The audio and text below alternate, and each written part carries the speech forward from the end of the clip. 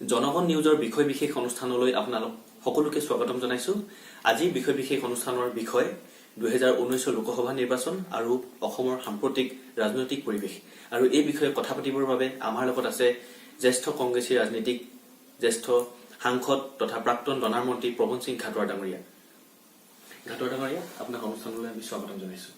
ধন্যবাদ। আপুনি এজন জ্যেষ্ঠ ৰাজনীতিক তথা প্ৰাক্তন ডনাৰ মন্ত্ৰী।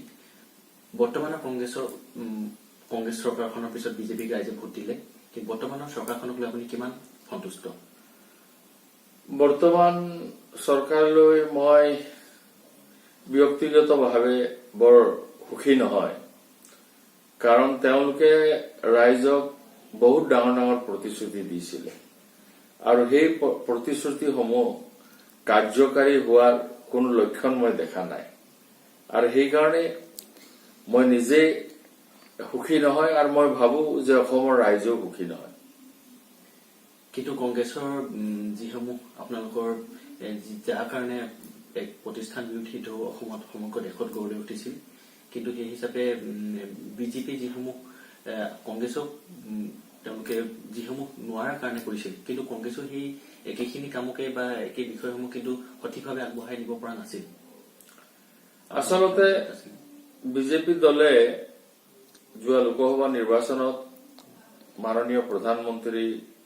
নৰেন্দ্ৰ মোদী ডাঙৰীয়াই ৰাইজক বহু সপোন দেখুৱাইছিলে। তেখেতে কৈছিলে যে মই 100 দিনৰ ভিতৰত মই বিদেশত থকা কলাধন মই লৈ আনিম, ৰাইজৰ একাউণ্টত 15 লাখকে জমা হব। তেওঁ কৈছিলে যে দেশত বহুত নিবনুৱা সমস্যা হৈছে, সেইকাৰণে আমাৰ চৰকাৰ গঠন হলে প্ৰত্যেক বছৰে আমি 2 কোটি যুৱক যুৱতীক চাকৰি দিম। তেখেতসকলে কৈছিলে যে বস্তুৰ বহুত আকাশলংঘী মূল্য হৈছে,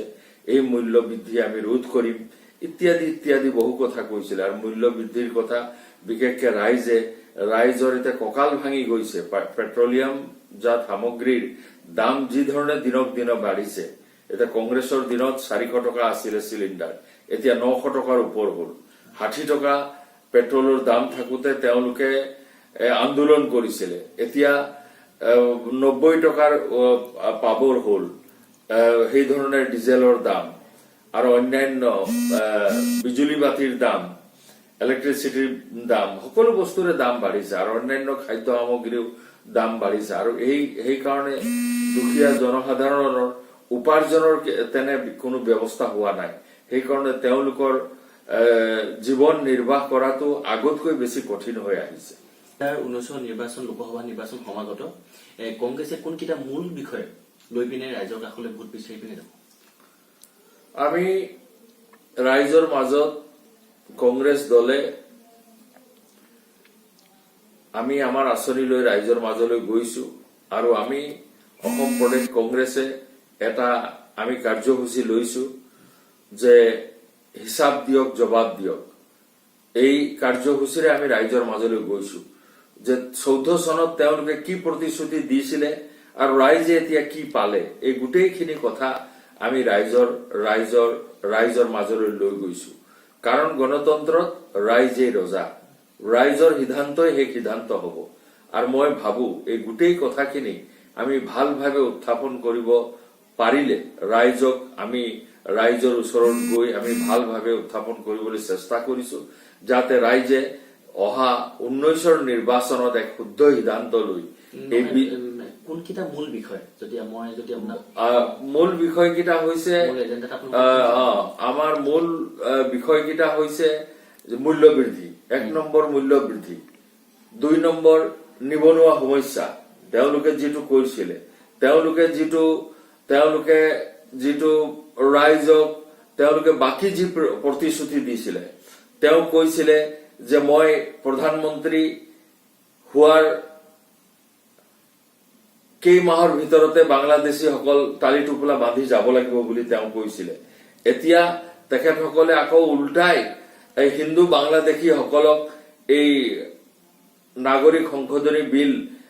আনি তেওঁলোকে বৰপীৰা পাৰিব বিচাৰিছে, যিটোৰ যোগেদি আমাৰ অসমীয়াৰ ভাষা সংস্কৃতিৰ সকলো এটা বিপদজনক অৱস্থাৰ সৃষ্টি হব। এই গোটেইখিনি কথা লৈ আমি ৰাইজৰ মাজত যাম আৰু যোৱা নিৰ্বাচনত আমাৰ যুৱক যুৱতীসকলে তেওঁলোকৰ চাকৰি বা তেওঁলোকে এমপ্লয়মেন্টৰ আশা কৰি বহুত সমৰ্থন কৰিছিলে ছচিয়েল মিডিয়াত সেই সময়ত গোটেই কথাবোৰ ভৰি গৈছিলে এতিয়া কিন্তু তেওঁলোকে বুজি পাইছে যে এইটো আচলতে আমাক এটা ভুৱা প্ৰতিশ্ৰুতি আছিল কিন্তু কংগ্ৰেছৰ দিনতো নিবনুৱা সমস্যাটো বৰ বিশেষ কিন্তু সমাধানৰ পথ কংগ্ৰেছে কিন্তু কংগ্ৰেছৰ দিনত তুলনামূলকভাৱে বিজেপি চৰকাৰতকৈ কংগ্ৰেছৰ দিনত এই কৰ্ম সৃষ্টি হৈছিলে বেছি নিবনুৱাক নিযুক্তি দিয়াৰ ব্যৱস্থা হৈছিলে সেই ষ্টেটিষ্টিকবোৰ চালেই সেই কথাবোৰ প্ৰমাণ হ'ব এইটোতো আমাৰ নিজৰ আমি কোৱা কথা নহয় ৰাইজে নিজেই গভৰ্ণমেন্টৰ এমপ্লয়মেন্ট ৰিভিউৰ যিবোৰ ৰিপৰ্ট আছে সেই ৰিপৰ্টবোৰ দেখিলেই গম পাব যে যোৱা ডক্টৰ মনমোহন সিঙৰ দিনত কি ধৰণে কৰ্ম সৃষ্টি হৈছিলে আৰু বৰ্তমান কি ধৰণে সৃষ্টি হৈছে আৰু তাতোতকৈ ডাঙৰ কথা এই নৰেন্দ্ৰ মোদী ডাঙৰীয়াৰ যিটো সবতকৈ সাংঘাতিক এটা আমাৰ মাধমাৰ ৰাইজক মাৰিলে সেইটো আছিলে বিমুদ্ৰাকৰণ এই বিমুদ্ৰাকৰণৰ লগে লগে যিবোৰ ক্ষুদ্ৰ আৰু মধ্যম শ্ৰেণীৰ যিবোৰ শিল্প উদ্যোগ আছিলে এইবোৰ প্ৰায় বন্ধ হৈ গল প্ৰায় লাখ লাখ মানুহে তেওঁলোকৰ চাকৰি হেৰুৱাবলগীয়া হল আৰু এতিয়ালৈকে তেওঁলোকে সেই শিল্প স্মল আৰু মিডিয়াম যিবোৰ ইণ্ডাষ্ট্ৰী আছিলে এতিয়াও তেওঁলোকে আগৰ অৱস্থালৈ আহিব পৰা নাই হয় ডাক্তৰ ডাঙৰীয়া আৰু এটা কথা আপোনাক সুধিবই লাগিব যে কংগ্ৰেছৰ যিসমূহ আপোনালোকৰ আঁচনি আছিল বা চাকৰি নিযুক্তিকৰণৰ ক্ষেত্ৰতে হয় কিন্তু আপোনাক যদি মই অতি বিনম্ৰৰে আপোনাক সুধো যে আপোনালোকে দীৰ্ঘকাল ধৰি আপোনালোকে শাসনত আছিল ভৱিষ্যতে আপুনি এজন জ্যেষ্ঠ ৰাজনৈতিক হিচাপে এটা কথা ক'ব পাৰিবনে মানে যে অনাগত দিনত আপোনালোক যদি ক্ষমতালৈ আহে সেই সময়ত কৰ্মসংস্থাপনৰ দিশটো অসমত কিমান লাখ লাখ আমাৰ নিবনুৱাই ইতিমধ্যে সমস্যাটো বৰ বৃহৎ পৰিৱেশ সেই কথাটো আপুনিও হয়তো অনুধাৱন কৰিব পাৰিছে কাৰণ কলেজৰ পৰা ছাত্ৰ ছাত্ৰীসকল যিসমূহ আমাৰ ওলাই যায় বিশ্ববিদ্যালয় বা যিসমূহ ছাত্ৰ ছাত্ৰী তেওঁলোকে ডিগ্ৰী পাছ কৰি ওলাই আহে MA পাছ BA পাছ ছাত্ৰ ছাত্ৰীসকলক নিবনুৱা সমস্যাটো মূল ইছ্যু হিচাপে কংগ্ৰেছে ল'ব বুলি আমি আশা কৰিব পাৰোঁনে নিশ্চয় যিকোনো দায়িত্বশীল চৰকাৰে ৰাইজৰ আশীৰ্বাদত কংগ্ৰেছ চৰকাৰ নিৰ্বাচিত হলে নিশ্চয় নিবনুৱা সমস্যা সমাধান কৰাৰ ক্ষেত্ৰত বলিষ্ঠ কিছুমান পদক্ষেপ ল'ব আৰু তাৰ লগে লগে এটা মানে স্বনিয়োজনৰ আঁচনি ল'ব কাৰণ সকলো লোককে চৰকাৰী চাকৰি দিটো সমস্যা সমাধান কৰিব নোৱাৰি তেওঁলোকৰ আমি কংগ্ৰেছৰ দিনত এটা ব্যৱস্থা লোৱা হৈছিল কংগ্ৰেছৰ এটা আছিলে আমাৰ ইণ্ডাষ্ট্ৰিয়েল ইনভেষ্টমেন্ট পলিচি যিটো আছিলে তাৰ যোগেদি নতুন যিবোৰ শিল্প উদ্যোগ আহে তেওঁলোকক বিশেষ কিছুমান সুবিধা দিয়া হৈছিলে এতিয়া নৰেন্দ্ৰ মোদী ডাঙৰীয়াই আহি সেই যিটো আমাৰ IPP যিটো আমাৰ পলিচি আছিলে সেই পলিচিটো নাইকিয়া কৰি দিলে সেইকাৰণে নতুন শিল্প উদ্যোগ অসমলৈ অহাটো প্ৰায় বন্ধ হৈ গৈছে আৰু নতুন শিল্প উদ্যোগ যেতিয়ালৈকে অসমলৈ নাহিব তেতিয়ালৈকে অসমত নতুন কৰ্মৰ সৃষ্টি নহব সংস্থাপনৰ ব্যৱস্থা নহব আৰু কংগ্ৰেছে সেই ক্ষেত্ৰত বিশেষ ব্যৱস্থা ল'ব নিশ্চয় ল'ব আমি আপুনি আজি বৰ এটা সুন্দৰ ঘোষণা কৰিছে যে কৰ্মসংস্থাপনৰ দিশত কংগ্ৰেছে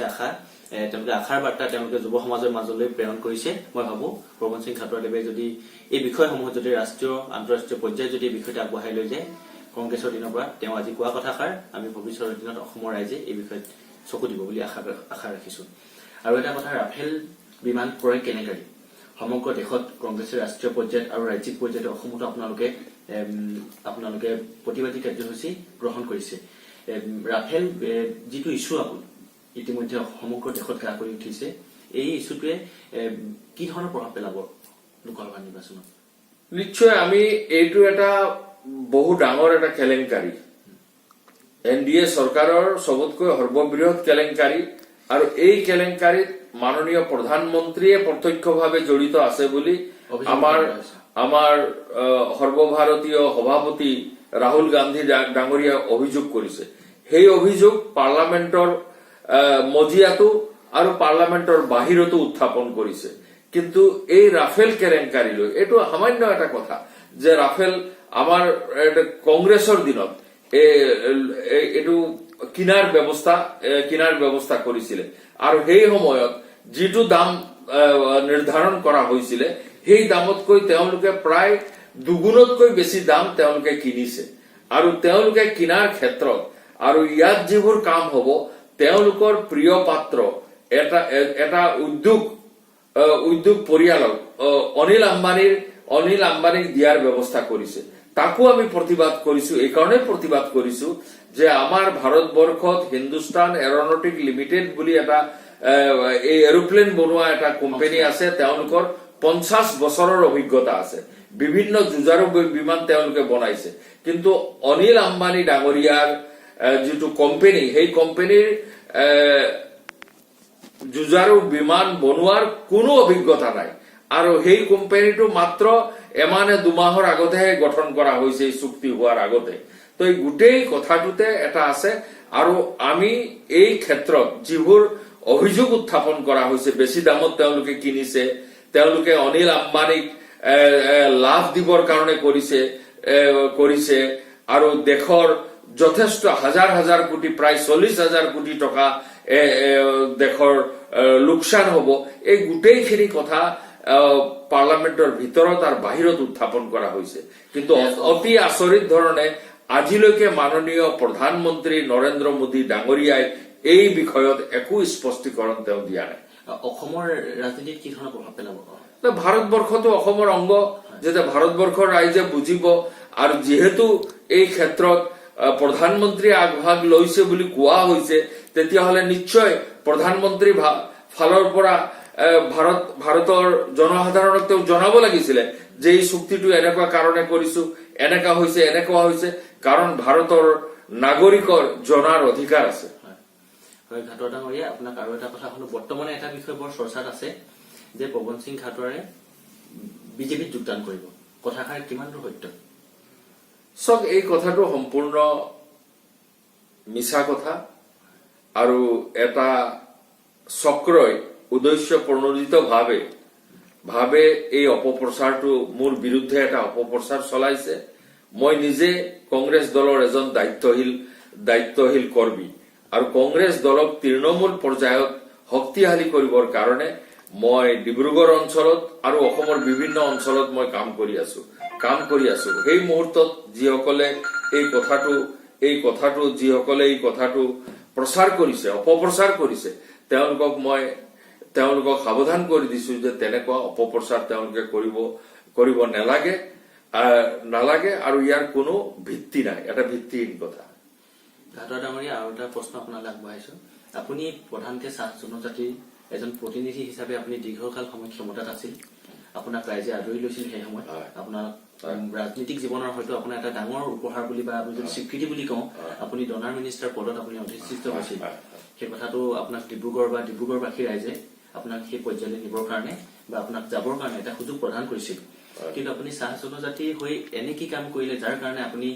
বৰ্ণাঢ্য আপোনাৰ ৰাজনৈতিক জীৱনত আপোনাৰ সেই কথাটো আপোনাক মনত সুখ দিব আপুনি এনে কি কাম কৰিলে মানে চাহ জনগোষ্ঠীৰ বুলি নহয় কথাটো হৈছে যে মই অসমৰ পৰা নিৰ্বাচিত হৈ গৈছিলো লোকসভালৈ আৰু নিৰ্বাচিত হৈ মই মন্ত্ৰী হিচাপে কাম কৰাৰ সুযোগ পাইছিলো প্ৰথমে মই কাম কৰাৰ সুযোগ পাইছিলো মই যি ধৰণে এটা জনগোষ্ঠীৰ পৰা নিৰ্বাচিত হৈ গৈছো প্ৰত্যেকজন ব্যক্তিয়ে কোনোবা নহয় কোনোবা জনগোষ্ঠীৰ পৰাই নিৰ্বাচিত হৈ যায় সেইকাৰণে মই যে চাহ জনগোষ্ঠীৰ প্ৰতিনিধি বুলি কোৱাটো একেবাৰে ভুল কথা কাৰণ মই অসমৰ প্ৰতিনিধি অসমৰ ৰাইজে মোক নিৰ্বাচিত কৰি পঠিয়াইছে আৰু সেইকাৰণে মই সেই কথাটো ক'ব বিচাৰো আৰু মোৰ ফালৰ পৰা আমাৰ যি দায়িত্ব থাকে মন্ত্ৰী হিচাপে মই নিশ্চয় মন্ত্ৰী হিচাপে মোৰ দায়িত্ব ভাল ধৰণে পালন কৰিছিলো কাৰণে মই প্ৰথমে গৈ উপমন্ত্ৰী হৈছিলো তাৰ পিছত মই ৰাজ্যিক পৰ্যায়ৰ মন্ত্ৰী হিচাপে মোক প্ৰমোশন দিয়া হৈছিল তাৰ পিছত মোক স্বতন্ত্ৰ দায়িত্ব দিয়া হৈছিল আৰু মই ভাবো যে মোক যি দায়িত্ব দিয়া হৈছিল সেই দায়িত্ব মই ভালভাৱে পালন কৰিছিলো আৰু চাহ জনগোষ্ঠীৰ প্ৰতিনিধি হিচাপে মই সদায় আমাৰ চাহ জনগোষ্ঠীৰ মাজত যাতে শিক্ষাৰ প্ৰসাৰতাটো হয় তাৰ কাৰণে যিমান পাৰো সেই কথাটো মই চেষ্টা কৰিছিলো ঘাটা ডাঙৰীয়া আৰু আমি অনুষ্ঠানটো আমি সামৰিব লাগিব আপোনাৰ শেষৰ ফালে এটা আমি প্ৰশ্ন আপোনাক কৰিব বিচাৰিছো যে বদৰুদ্দিন আজমলে এটা অতি গুৰুত্বপূৰ্ণ এটা বিষয় যে কিছু দিনৰ আগত এটা বাতৰি সম্প্ৰচাৰ হৈছিল সংবাদ মাধ্যমত বিশেষ চৰ্চা লাভ কৰিছিল যে বদৰুদ্দিন আজমলে লোকসভা নিৰ্বাচনত কংগ্ৰেছৰ লগত এলায়েন্স কৰিবৰ কাৰণে তেওঁ প্ৰস্তাৱ আগবঢ়াইছে আৰু সেই সম্পৰ্কে অসম প্ৰদেশ কংগ্ৰেছে তেওঁলোকৰ নিজৰ এটা স্থিতি আগবঢ়াইছে যদি ভৱিষ্যতে এলায়েন্সৰ সম্ভাৱনা আছে নেকি মোৰ বোধেৰে সৰ্বভাৰতীয়ৰ কথা মই ক'ব নোৱাৰো কিন্তু অসম প্ৰদেশ কংগ্ৰেছৰ স্পষ্ট মত যে আমি AIUDFৰ লগত ইয়াত আমাৰ কোনো মানে এলায়েন্স হোৱাৰ সম্ভাৱনা নাই NRC প্ৰক্ৰিয়া ইতিমধ্যে সম্পন্ন হৈছে আমাৰ লাষ্ট আমাৰ ফাইনেল ড্ৰাফটৰ কাম ইতিমধ্যে চলি আছে এতিয়া আপত্তি আৰু গোচৰ ভিত্তিত NRC উন্নীতকৰণ প্ৰক্ৰিয়া চলি আছে